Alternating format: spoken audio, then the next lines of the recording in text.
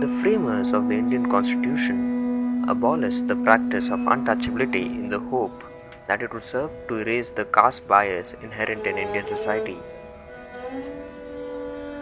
More than 50 years on, however, even as the rest of India moves on to cutting edge technology and economic power status, the Bhangis in Gujarat, the Pakhis in Andhra Pradesh, the Sikaliyas in Tamil Nadu continue to carry other people's filth on their heads and are perceived as untouchables. Manual scavenging owes its origin to lack of sanitation and waste disposal mechanisms. Given the high levels of stigma attached to the handling of such waste, it meant that their disposal was relegated to the people belonging to the lowest strata of the society. The marginalization effectively meant that the person who was born in this community was relegated for life to carry out the same menial and humiliating tasks which were performed by his forefathers.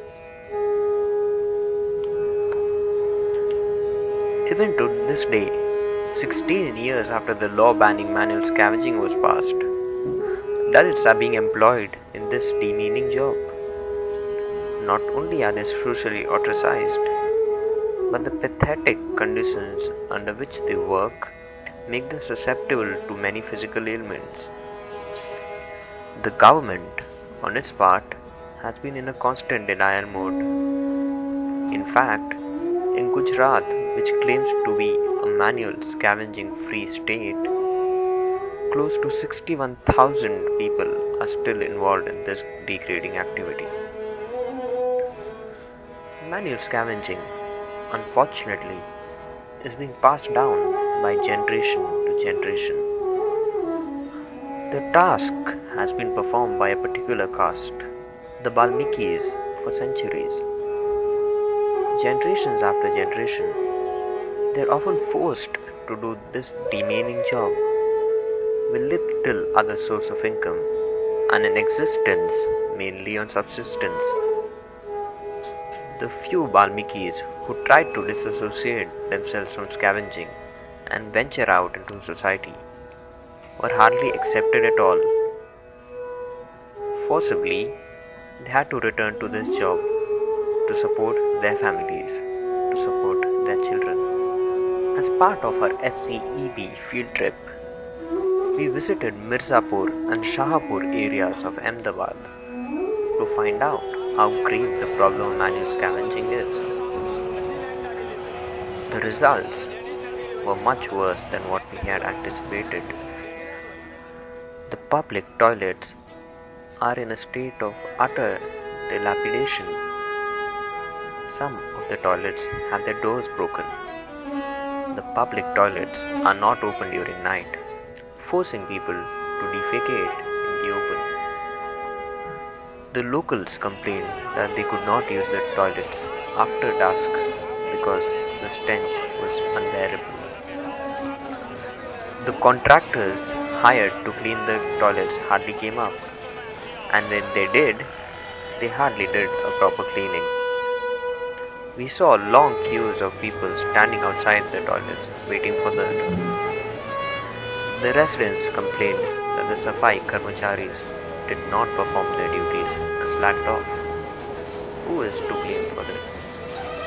We had the opportunity to speak to a few of these manual scavengers.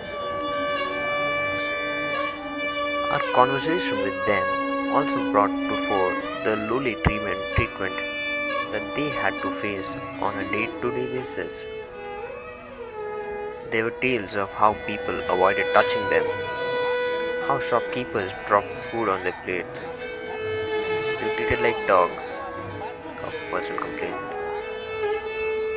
And for all this inhuman treatment, they managed to earn a meager 50-80 rupees a day. They suffered from venereal diseases, frequently because of constant contact with human fecal matter. The government did little to protect them from the disease. What we concluded from our field trip was that the question arises as to why a society that is based on equality could get away with such an inhuman and indiscriminate marginalization of some of its members? The answer, perhaps, lies in the underlying model on which our society is based. But what happens if a particular member of society refuses to discharge the responsibilities assigned to him? Perhaps the answer here lies in the constraints imposed by the society that made it extremely difficult for erring members to challenge its will. To end it off, the problem of manual scavenging is something that needs to be tackled at infrastructural as well as a social level. The people who are involved in such activities are also fellow humans, and that must be understood by the society around them. We leave you with these thoughts. What none of us would do for even a second, a million do it every single day. For none can be this a career and life of choice. But if they have no choice, is it because the governments don't care? Or is it because we don't care? To care or not to care is our choice. Our choice is to give them voice.